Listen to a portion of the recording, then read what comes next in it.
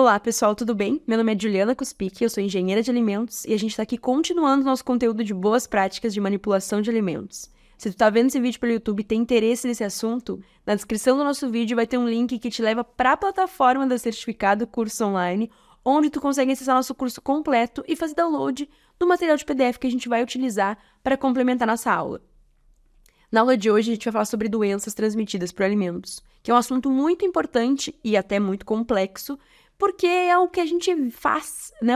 Quando a gente faz boas práticas de manipulação de alimentos, a gente evita que as doenças transmitidas por alimentos ocorram.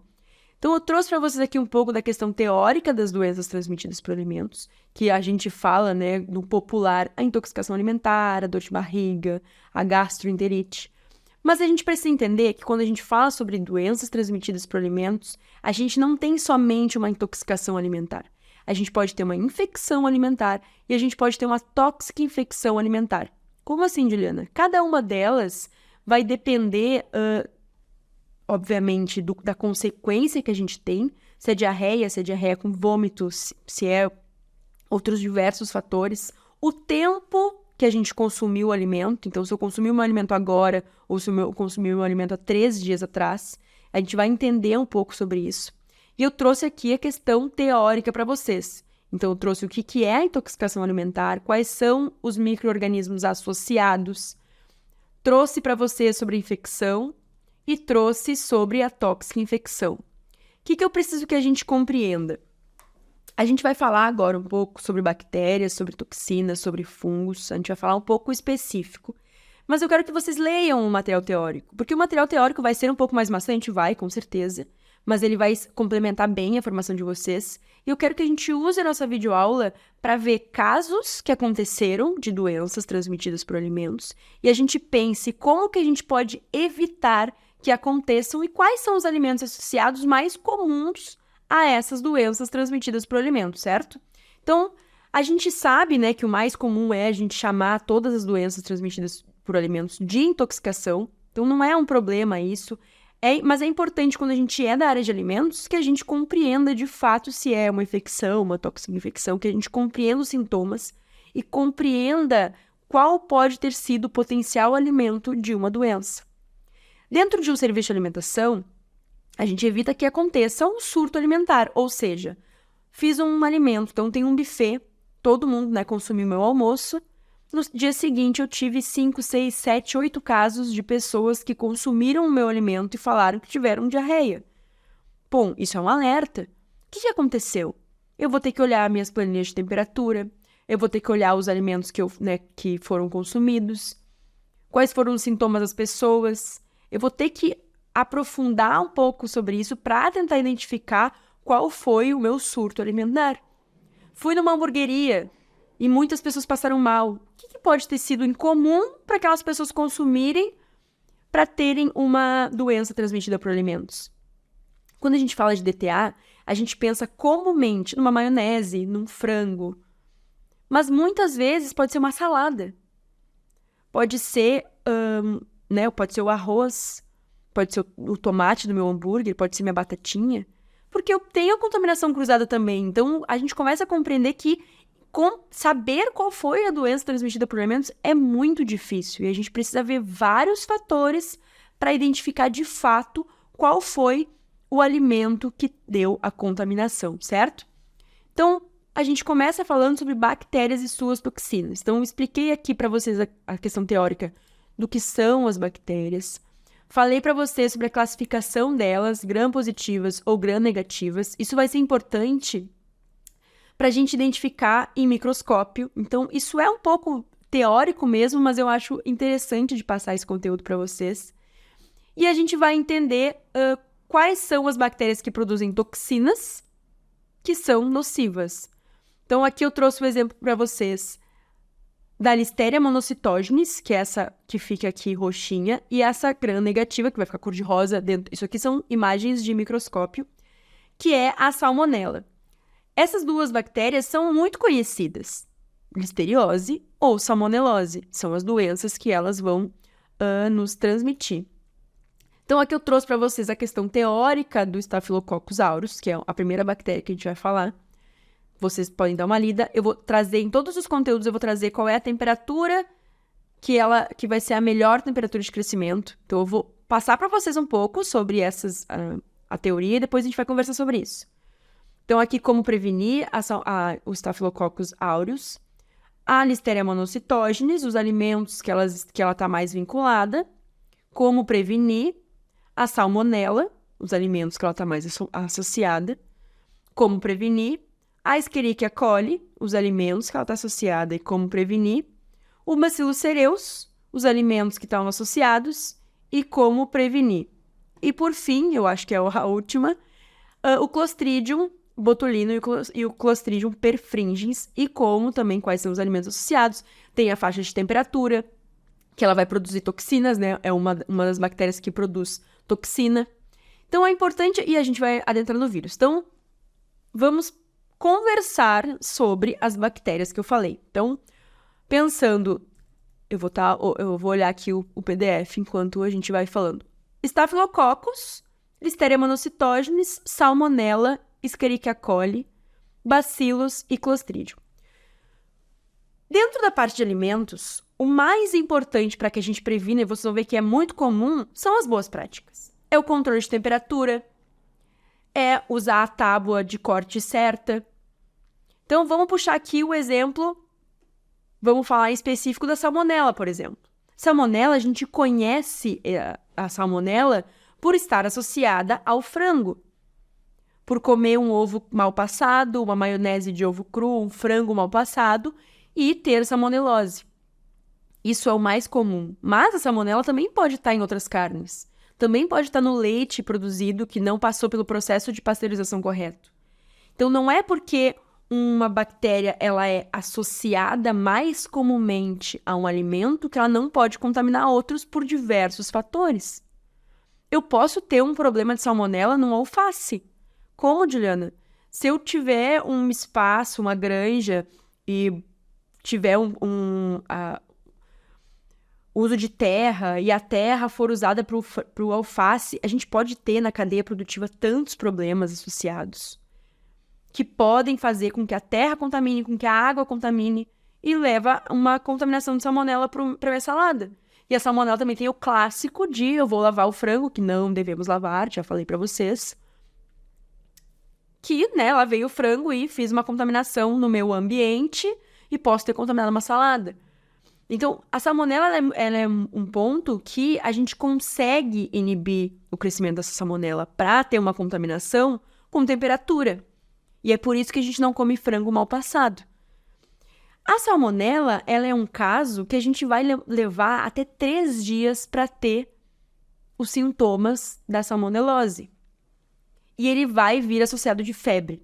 Então, quando a gente tem uma dor de barriga, né, pensando no popular, a gente pensa, o que eu comi hoje?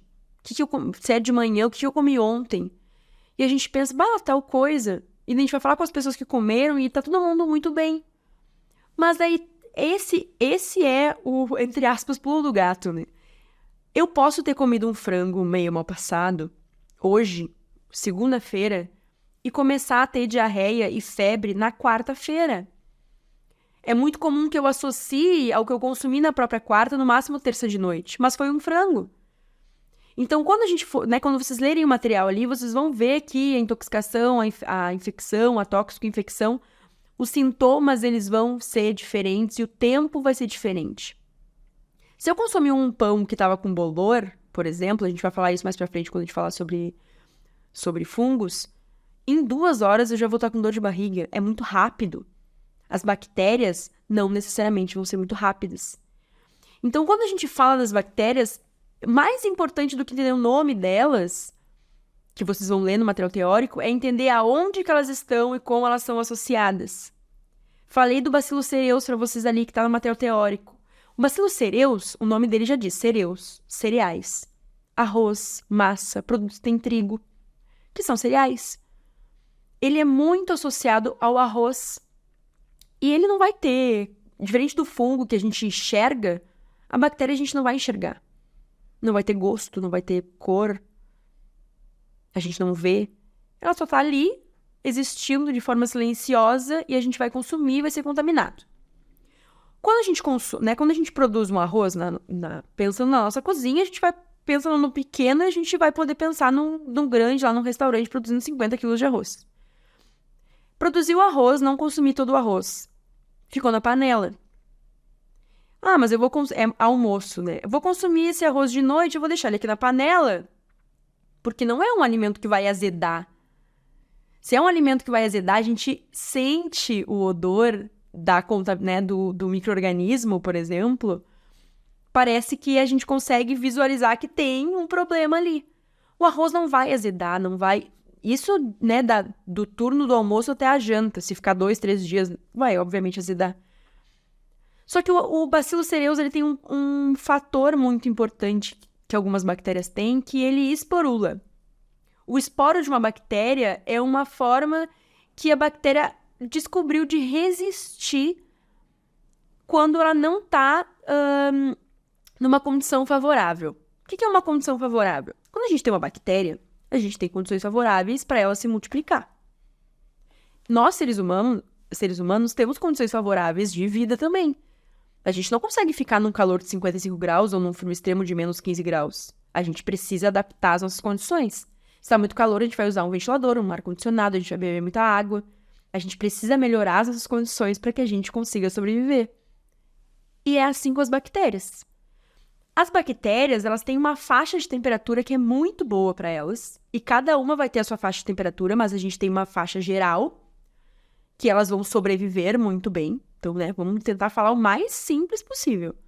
Que é a faixa de 7 a 60 graus. E a faixa mais ideal, comumente, é a temperatura ambiente. A nossa temperatura ambiente é ali 35 graus. E é por isso que os alimentos eles têm que ser mantidos refrigerados, abaixo de 5 graus, ou né, congelados em temperatura de congelamento, ou estarem num processo de cocção acima de 60 graus. É por isso que a gente tem esse controle de temperatura. Porque é a temperatura que a gente não favorece o crescimento de micro-organismo, das bactérias. O esporo foi uma forma da bactéria resistir quando ela não tem uma temperatura, né? Quando a temperatura não tá alta, ou quando ela não tem água, quando ela está num ambiente sem nutrientes. O alimento seco, ele não vai fornecer nutrientes igualmente um alimento que não é seco, né? Então, eu tenho um pão, por exemplo, que tem uma umidade maior que um grão de arroz, eu vou ter mais possibilidades de um micro-organismo se desenvolver no pão, na fatia do pão, do que no arroz seco. Então, o esporo, ele foi, né, uma forma de resistência da bactéria para ela conseguir sobreviver quando ela não tiver uma condição favorável. E daí, se ela tiver uma condição favorável, ela vai se multiplicar. Então, o arroz, falei para vocês das temperaturas. A gente fez o arroz ali acima de 60 graus, produziu o arroz, ele começou a esfriar. E ele chegou ali a 15 graus, 10 graus, 20 graus, temperatura do nosso ambiente, por exemplo. Essa temperatura, ela começa a ser boa para a multiplicação dos nossos micro-organismos, se estiver ali contaminado com Bacillus cereus, por exemplo. Quando eu for aquecer o meu arroz, a temperatura de aquecimento nem sempre ela é acima de 60, se a gente pensa na prática. A gente, às vezes, só dá uma aquecidinha para consumir. Então, eu não elevei numa temperatura suficiente para eliminar as bactérias. Eu elevei numa temperatura que vai deixar as bactérias multiplicadas e eu vou consumir elas. Então, se eu deixar meu arroz fora da geladeira, eu vou estar dando uma condição favorável para os meus esporos se multiplicarem, as minhas bactérias se multiplicarem, e quando eu aquecer meu arroz e for consumir depois, eu ter uma contaminação de Bacillus cereus. Então, parece muito maluco, né? Então, como eu falei pra vocês, o teórico, ele é muito mais difícil e maçante. Mas se a gente pensar no simples, na prática, se a gente produz um alimento que é quente, a gente tem que refrigerar ele, para que não cresça micro-organismos, independente de qual seja ele. A gente consumiu o nosso almoço, a gente vai colocar em pote e afins, a gente vai guardar na geladeira. Isso é a nossa casa. Dentro de um restaurante, de um serviço de alimentação, produzir o alimento, vou armazenar no refrigerador. Vou congelar se for necessário, ou eu vou levar ele para o balcão quente para manter acima de 60 graus. Eu não vou deixar o meu arroz em cima da geladeira, em cima do fogão, durante o meu horário de almoço, porque eu estou abastecendo o buffet. Não, eu tenho que ter um pastrô quente para manter o meu arroz Então, eu vou colocar ele em diversas cubas, vou embalar essa cuba, colocar a data e vou deixar no pastrô quente até ser servida no buffet. Não foi servida no buffet, eu vou armazenar refrigerado, mas eu não vou deixar esse arroz em temperatura ambiente. E isso vale para todos os alimentos. Eu não vou deixar um feijão que está pronto em temperatura ambiente, uma carne que está pronta em temperatura ambiente, porque eu tenho problemas de contaminação. Quando a gente fala de Clostridium, que é um dos exemplos que a gente tem no nosso PDF também, a gente está muito associando a produtos enlatados.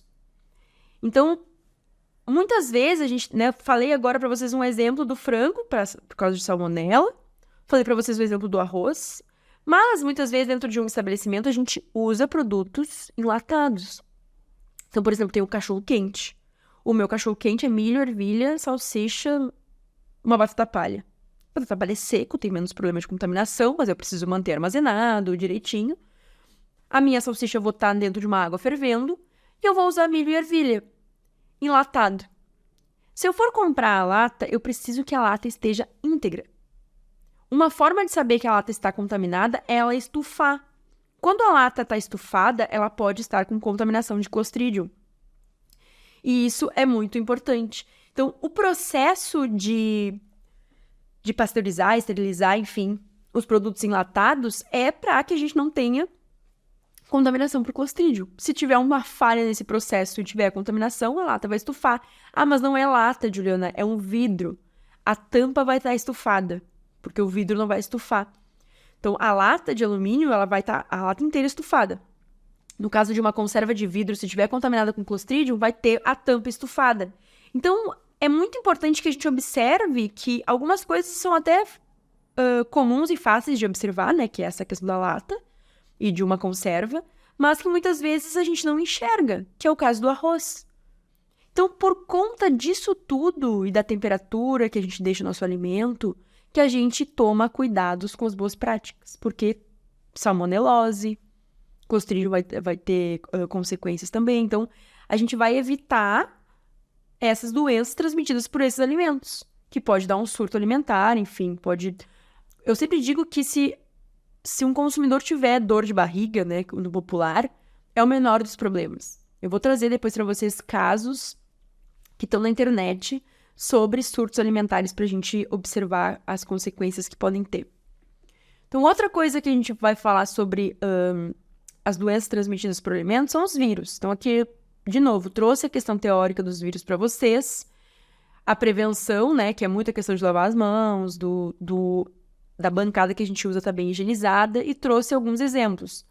O norovírus, então, mariscos, frutas vegetais, a hepatite A. Então, a hepatite A é transmitida por alimentos, né? A gente tem outras hepatites que são transmitidas de outras formas. A hepatite A, ela comumente é água ou alimento contaminado, e ela, diferentemente de uma intoxicação ali, tóxico-infecção, enfim, diferente da dor de barriga que eu falei que é o menor dos problemas, ela vai afetar o fígado.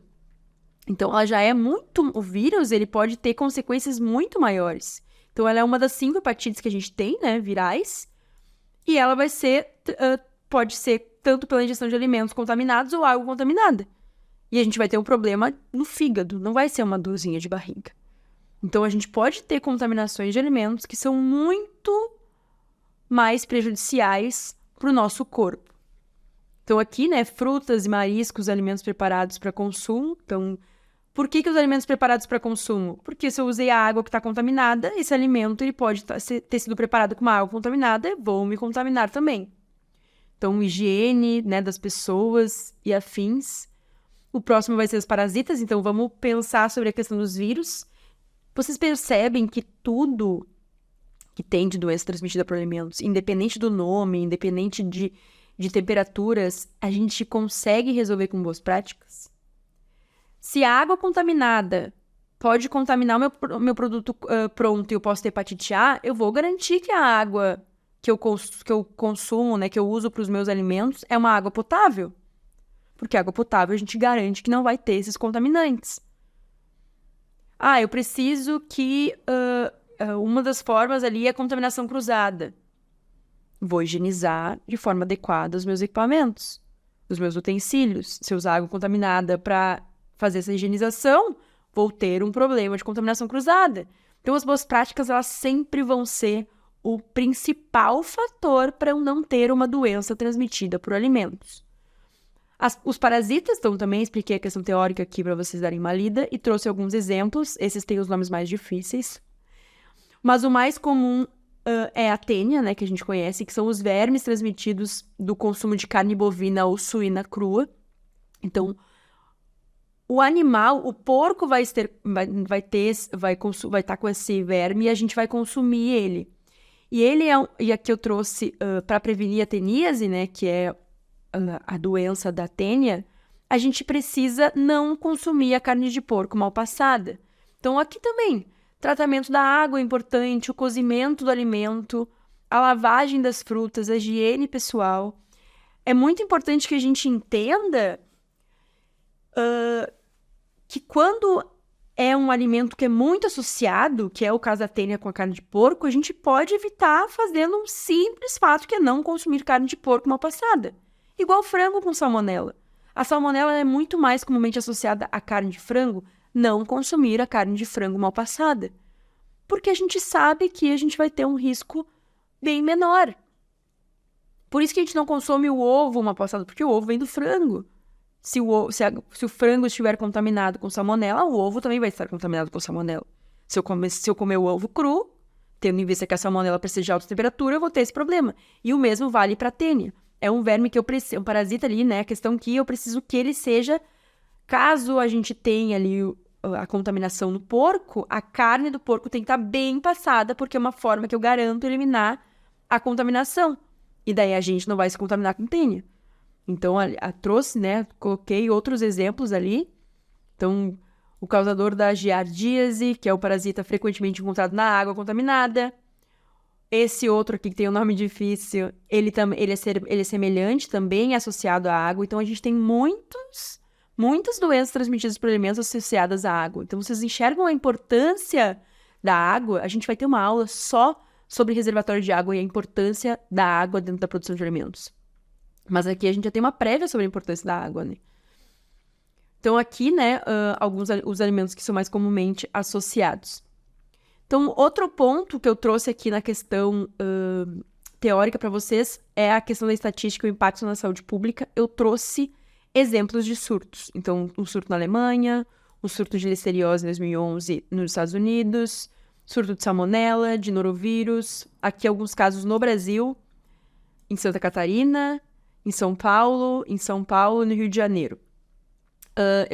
Eu vou trazer para vocês alguns casos que estão na internet. Se a gente colocar na internet casos de intoxicação alimentar, porque daí existe aquela questão. Dentro da de alimentos, a gente faz a segregação ali de intoxicação, tóxico-infecção, mas a gente sabe que no popular as pessoas chamam tudo de intoxicação alimentar. Então a gente vai buscar uma reportagem, a gente vai buscar sobre intoxicação alimentar. Porque é como as pessoas denominam. Na segunda aula, eu acho que foi a segunda aula, eu falei para vocês a diferença de segurança alimentar e segurança dos alimentos. Não sei se vocês lembram dessa aula. Se não lembra, volta lá para assistir. Porque eu falei para vocês a importância de compreender esses dois termos. Muitas vezes a gente vai ler uma reportagem que fala sobre segurança alimentar e, na real, né, está falando sobre segurança do alimento. Então, entender os termos quando a gente é da área de alimentos são importantes porque eles vão nos levar, né, para o caminho certo sobre o que está acontecendo. Então, eu trouxe para vocês aqui alguns casos. Esse primeiro aqui, normalmente tem aqui, 17/6/2024. Mais de 120 pessoas são hospitalizadas com intoxicação alimentar rara causada por uma salada de delivery em Moscou. Então, aqui vai explicar, né, um suposto surto em Moscou deixou 120 pessoas hospitalizadas, então é muita gente.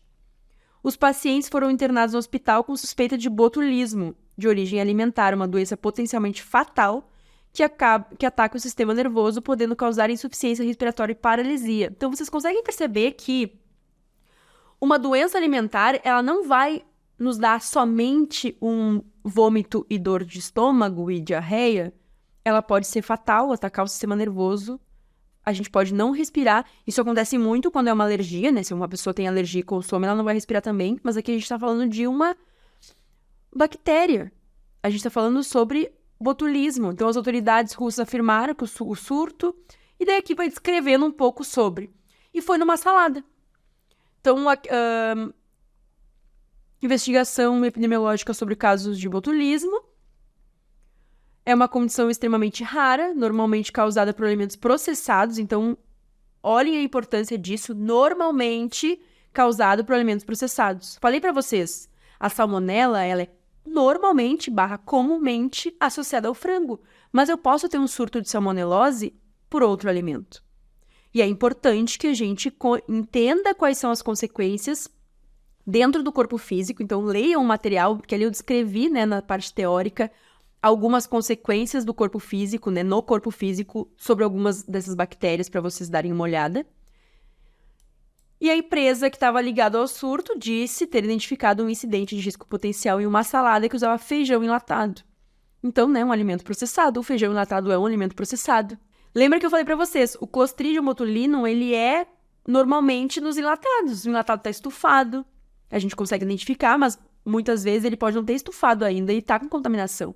Então, mostrando para vocês que, de fato, o botulismo está associado a produtos enlatados. Outro caso, em meio ao luxo, o cruzeiro americano tem surto de intoxicação alimentar. Então, um relatório publicado na sexta-feira, dia 2, a gente procura aqui, 7 de maio de 2024, então dia 2, publicado em 2 de fevereiro, então dia 2 de fevereiro, pelo Centro de Controle de Prevenção de Doenças dos Estados Unidos. Os Estados Unidos têm grandes estudos e eles normalmente buscam compreenderem os surtos alimentares, eles têm isso muito forte, né, na política deles pública, confirma que o pequeno número de hóspedes relatou sintomas de gastrointestinais, né, doenças gastrointestinais. Então, teve uma gastroenterite, relatou isso a bordo do cruzeiro. E aqui a gente vai lendo, enfim, para buscar as informações para entender o porquê que a gente teve essa associação. Não vou ler muito aqui, mas qual foi o alimento associado? Aqui, ó. A linha aumentou os procedimentos de limpeza, porque, obviamente, né, boas práticas vai ser importante. Tiveram diarreia e vômito. Então, dentro dos problemas que a gente pode ter por causa de uma doença transmitida por alimentos, foi o menor dos problemas, que é uma diarreia e um vômito. Surto de botulismo por sardinhas. Então, sardinha enlatada, problema com botulismo. Matou uma pessoa e deixou 8 hospitalizados. Então, o botulismo ele pode causar, né, pode ser letal. Então, aqui, ó, o Clostridium botulinum, paralisia do sistema nervoso, teve uma morte. Então, muitas vezes a gente pode ter um caso de surto alimentar associado à morte. E esse é o pior dos casos que a gente pode ter. Surto de E. coli em creches canadenses. Então, a gente teve aqui Escherichia coli, que é um dos exemplos que a gente tem no nosso PDF, para vocês darem uma lida sobre. Suspeita-se que um bolo de carne e uma versão vegetariana do bolo servidos nas creches tenham sido de origem do surto. Durante as investigações, encontraram várias violações de boas práticas na cozinha. Os alimentos deveriam ser mantidos sob refrigeração, eram transportados por mais de 90 minutos em caixas de transporte sem manutenção ou controle de temperatura. Então, em 90 minutos, em uma caixa que não tem, né, um alimento de carne, precisa ser refrigerado. Falei isso para vocês na aula que a gente fala sobre os nossos fornecedores. Se o alimento precisa chegar refrigerado, tem que ser transportado em um carro refrigerado. Senão, eu vou ter um problema que eu vou estar deixando esse alimento baixar a sua temperatura, né? No caso, se é refrigerado, ele vai elevar a sua temperatura, chegando numa temperatura que é uma condição favorável para o crescimento dessas bactérias. Outro caso, melão contaminado faz os Estados Unidos passar por surto de salmonela. Então, a salmonela, que comumente é associada ao frango, contaminando e dando um surto por conta de um melão. Então, parte dos Estados Unidos vive um surto de salmonela, bactéria responsável por quadros de intoxicação alimentar. 2 pessoas morreram e ao menos 99 ficaram doentes, até o momento. Estima-se que o número esperado seja maior pela falta de testagem. Então, muitas vezes, se a gente só teve uma dor de barriga, uma febre, a gente não vai ligar para a vigilância para falar que a gente teve esse problema alimentar. Então, doenças transmitidas por alimentos é muito difícil de a gente registrar. E a gente acaba estimando muito. Um fator no Brasil, então a Anvisa proíbe a venda de atum ralado após um surto. Então, se a gente der uma lida aqui, o atum ralado fabricado pela marca, trata-se de um lote fabricado em 2025, né? Então, do ano da reportagem. Não, com validade até 2025, vai dizer como é que foi produzido em 2025, no futuro. Então, um alimento que estava dentro da validade, em 8 de maio, ele foi fabricado e ele teve um problema no processo dele. Então, em comunicado, informou que se ele... Por que é isso? Por que ele proibiu a venda? É um alimento que ainda estava sendo vendido, porque ainda estava dentro da validade. E foi diagnosticado ali que estava contaminado, a Anvisa vai proibir que esse lote seja vendido. Então, aqui fala sobre como, né, que aconteceu. Então, a histamina é uma substância que pode se formar depois da morte dos pescados, dependendo da condição de manuseio. Então, é muito importante que quando a gente fala de carnes, a gente fale sobre o processamento desses produtos. No caso do atum, então a substância ela não é eliminada com tratamento térmico, como cozimento, durante a fabricação. E peixes podem conter níveis tóxicos dessa substância. Então, foi encontrado essa substância e ele teve que não ser vendido. Então, vocês observam que às vezes não consegue nem eliminar com tratamento térmico.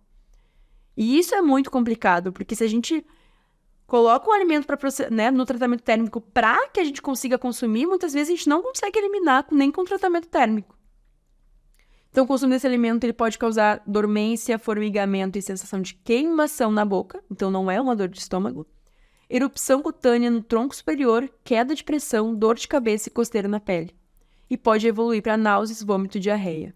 Então, a doença geralmente é leve e os sintomas desaparecem em poucas horas. É muito importante, aqui fala, idosos e pessoas com problemas de saúde têm sintomas mais graves. É muito importante a gente pensar nessa questão de pessoas idosas, pessoas com problemas de saúde, né, pessoas imunocomprometidas, porque muitas vezes uma bactéria ela pode ser mais acentuada em uma pessoa. Esse é o caso da Listeria monocytogenes que a gente citou ali para vocês.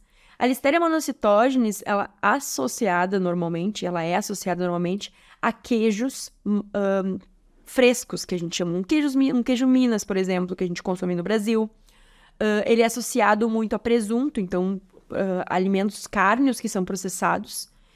Se uma pessoa jovem, que faz exercício, uma pessoa, entre aspas, sem uma imunodeficiência, consome esse alimento com Listeria monocytogenes, pode ser que ela só tenha uma diarreia e vômito, por exemplo. Só tenha diarreia, pode ser que ela não tenha nada. Se o idoso consome, ele vai ter um caso mais grave. E no caso da Listeria monocytogenes, que é um caso bem específico, a gente pode ter casos de aborto por conta da Listeria monocytogenes. Então, mulheres grávidas, comumente, os médicos indicam que não consumam alguns alimentos específicos que podem estar contaminados com Listeria. No Brasil, teve casos de Listeria recentemente. Em Porto Alegre, inclusive, teve um caso recente de Listeria monocytogenes em produtos fracionados, em queijo e em presunto. Eu lembro que quando eu estava na graduação ainda, eu li sobre um surto de Listeria monocytogenes na Espanha que teve casos associados de aborto espontâneo por conta da contaminação. Porque a Listeria, ela consegue passar o útero e chegar no feto e contaminar, né? Então, a doença transmitida por alimentos, ela vai ser transmitida para o feto também. É uma bactéria que tem todo um estudo para entender como que acontece, para poder tentar evitar. E, enfim, eu não tenho nem conhecimento sobre que já tenha um estudo sobre isso, porque é uma bactéria super, né, potencial para a questão de aborto. Logo, é um problema de saúde pública. E logo, se a forma dentro, né, da questão de estou grávida, a forma de não ter risco de me contaminar com Listeria é não consumir o alimento, não consumo o alimento. Se eu sou uma pessoa que, na minha idade, não estou grávida, faço exercício físico, não tenho diabetes, não tenho alergia alimentar, eu posso consumir qualquer alimento. Se eu consumir um alimento que está contaminado, eu vou ter uma diarreia, vou ter um vômito. Obviamente, né, se for uma hepatite A, eu vou ter um problema no meu fígado, mas o ideal é compreender que, dependendo da pessoa, a consequência ela pode ser pior. E o último caso que eu trouxe aqui pra vocês é o estudante que morreu após consumir macarrão deixado fora da geladeira por 5 dias. Gente, fora da geladeira. Não preciso nem dizer, né? Falei pra vocês que um dia deixar o arroz fora da geladeira já é um problema. Imagina um macarrão 5 dias fora da geladeira. Às vezes eu não sei, essa aqui eu nem consigo ler mais. O consumo de alimento fora da geladeira por horas ou dias pode parecer uma prática inofensiva, mas mostra o contrário. Então, foi um jovem de 20 anos que morreu após ingerir um macarrão, na Bélgica, em 2008, em Bruxelas. Então, assim, é muito comum que se a gente buscar na internet, a gente vai ficar dias lendo. Trouxe outros exemplos que estão no material de texto, né, para vocês também. É importante a gente compreender que muitas vezes a gente acha que é inofensivo, que é a mesma história do arroz. Macarrão pode ter sido Bacillus, né? A gente não conseguiu ler a matéria completa. Mas pode ter sido Bacillus cereus, porque o Bacillus cereus ele é associado ao macarrão. É a mesma ideia e história do arroz. Os dois são cereais. O macarrão é feito com trigo. Se for um macarrão sem glúten, vai ser um macarrão com farinha de arroz, por exemplo. Então, ele vai ter um potencial de ter Bacillus cereus. E a gente precisa manter esses alimentos refrigerados. A gente precisa... Se o alimento fora da geladeira é um alimento que a gente... né, um salgadinho, uma bolachinha, que a gente comprou pronto para o consumo e está fora da geladeira. Eu sempre digo que a gente tem que pensar no armazenamento dos alimentos de acordo com a forma como a gente comprou no supermercado. Tirando o alimento que a gente vai produzir, né? Que a gente vai fazer o processo. Então, o macarrão eu vou comprar seco no supermercado, em temperatura ambiente, eu vou guardar ele em temperatura ambiente. Fiz o macarrão, produzi o macarrão, eu vou guardar refrigerado, porque alimentos preparados, né? A gente vai falar sobre isso no nosso curso, alimentos preparados, eles precisam ser refrigerados. Comprei um pastel que tá quente no supermercado. Ou eu vou consumir ele de forma imediata, ou eu vou manter ele armazenado quente, ou eu vou refrigerar ele, eu não vou deixar ele em temperatura ambiente. Ele não está sendo vendido em temperatura ambiente. Comprei um pão. O pão é temperatura ambiente, eu vou manter ele em temperatura ambiente. Falei para vocês, né, sobre a questão dos fungos ali, que é super legal de a gente falar também dentro das nossas aulas, porque os fungos a gente não... A gente enxerga eles, mas a gente não enxerga ele por completo. Então, o caso do fungo no pão é muito legal de a gente usar como exemplo, porque, por exemplo, tenho um pão fatiado, tem 10 fatias de pão, e a primeira fatia tá com fungo. Existem duas coisas que acontecem na prática. A pessoa tira a primeira fatia, olha que a segunda tá boa e come, bota tudo fora. O certo é a segunda opção. Por quê? Porque o fungo, ele é um filamento. Então, o que a gente está enxergando do fungo, que é o cabelinho ali do fungo, a parte que está, o mofo, né? Ele é a parte que está exposta ao oxigênio, e é por isso que ele se desenvolve daquela forma. Mas a gente pode ter filamentos daquele fungo em outras várias 3, 4, 5 fatias de pão e a gente não está enxergando. Mas se eu tirar a primeira fatia e colocar fora e deixar a outra ali exposta no oxigênio, provavelmente ela também vai criar fungo. Então, é muito importante que a gente não consuma alimentos assim. Eu, Juliana, na prática, uma vez eu fui consumir um bolinho industrializado. Eu tava caminhando, tava indo pra aula, peguei o bolinho, eu nem olhei ele, eu só abri e fui comendo. Quando eu fui tirar o último pedaço de dentro da embalagem pra comer, eu vi que ele tava todo cheio de mofo. E eu já tinha comido metade do bolinho. Botei fora, obviamente, não deu outro, né? Em 2 horas eu já tava com diarreia, porque é o que acontece quando tu consome um alimento que tá com fungo. E no meu caso, eu nem tirei a parte que tava com fungo, comi o resto. Eu comi o fungo mesmo, porque eu não vi.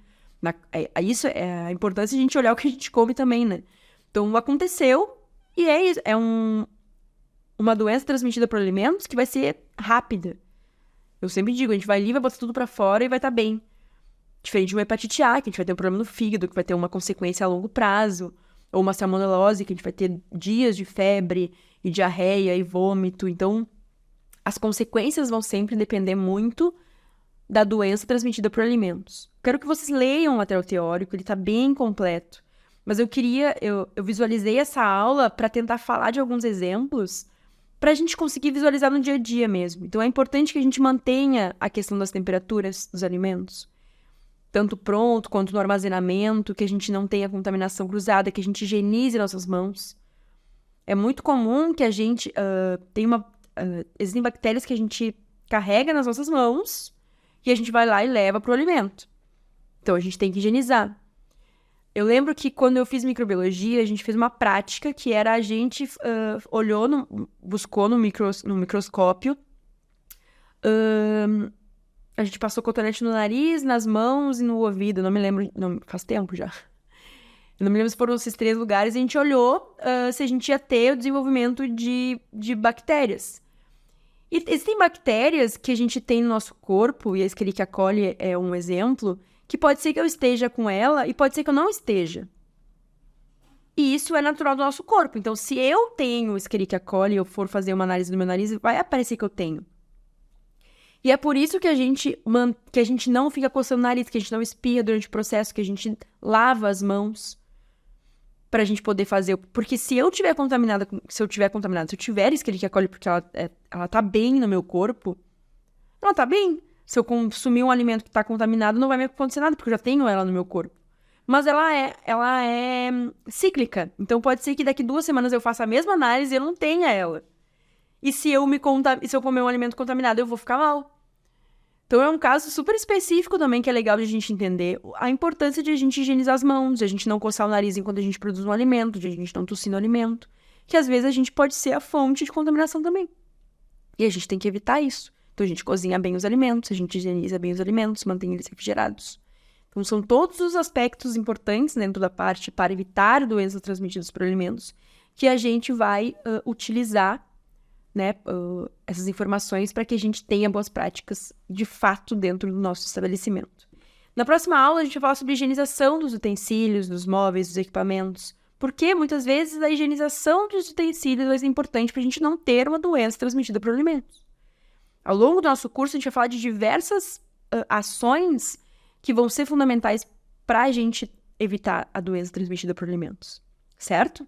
Então, a gente se vê na nossa próxima aula. Se vocês acharam interessante a forma como a gente conduziu a nossa aula, vocês podem usar o espaço de comentários tanto no YouTube quanto na plataforma para deixar o comentário de vocês. Qualquer dúvida, vocês podem deixar lá nos comentários da plataforma, que daí eu consigo responder para vocês, certo? Obrigada, gente. Até a próxima aula. Você acabou de assistir uma aula oferecida pela Certificado Cursos Online. Ao final de seus estudos, você poderá solicitar o seu certificado de conclusão. Basta acessar www.certificadocursosonline.com e realizar um teste para comprovar os seus conhecimentos. O nosso certificado é válido em todo o Brasil e pode ser utilizado para atividades complementares, concursos públicos, prova de títulos, abrilhantar em seu currículo, aumentar as chances de conseguir um bom emprego e muito mais.